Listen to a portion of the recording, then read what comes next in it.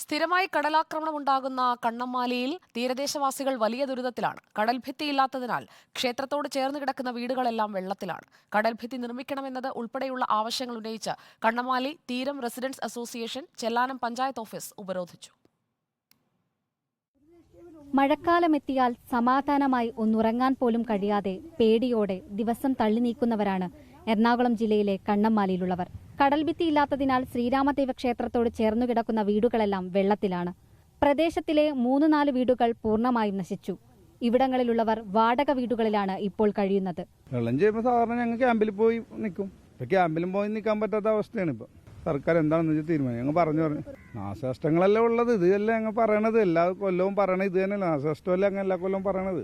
ശ്രീരാമക്ഷേത്രത്തിന്റെ ശ്രീകോവിലിനുള്ളിൽ വരെ വെള്ളം കയറിയ സാഹചര്യം. വെള്ളത്തിനൊപ്പം എത്തുന്ന മണ്ണും ചെളിയും കാരണം ക്ഷേത്രം പൂർണ്ണമായി നശിക്കുമോ എന്ന ആശങ്കയും നാട്ടുകാർക്കുണ്ട്.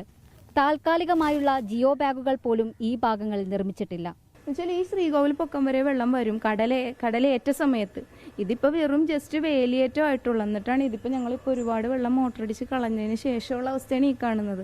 ചെളിഞ്ഞെല്ലാം ഇതേക്കും പാത്രങ്ങളെല്ലാം, അതായത് നമ്മുടെ പൂജാപാത്രങ്ങൾ അങ്ങനെയുള്ള എല്ലാ സാധനങ്ങളും നമുക്ക് വേസ്റ്റായി പോവുകയാണ് ചെയ്യുന്നത്.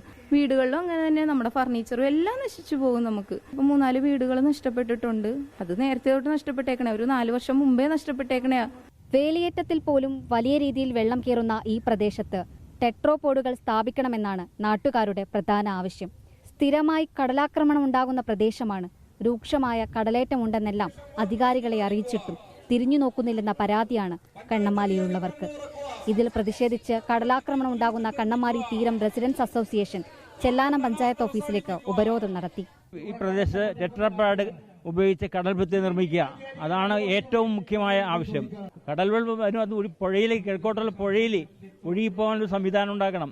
കാണകളുണ്ട് അവിടെ, എല്ലാം നിറഞ്ഞു കിടക്കുകയാണ്, ചെളിയും മണ്ണും നിറഞ്ഞ്. അപ്പോൾ ആയതൊന്നും ചെയ്യാൻ ഈ പഞ്ചായത്ത് കമ്മിറ്റി ഇതുവരെ തയ്യാറായിട്ടില്ല. ചെല്ലാനം മുതൽ പുത്തൻതോട് ബീച്ച് വരെ നിലവിൽ ടെട്രോപോഡുണ്ട്. കണ്ണമ്മാലി ഭാഗത്തേക്ക് താൽക്കാലിക കടൽഭിത്തിയെങ്കിലും നിർമ്മിച്ചു നൽകണം. കിടപ്പാടം നഷ്ടപ്പെട്ട് എങ്ങോട്ടേക്ക് പോകുമെന്ന ആശങ്കയാണ് ഇവരുടെ മുഖത്ത്. വീഡിയോ ജേർണലിസ്റ്റ് ജിനീഷ് ജോസിനൊപ്പം reporter Anjali Sreejitha Raj, in reporter, Kochi.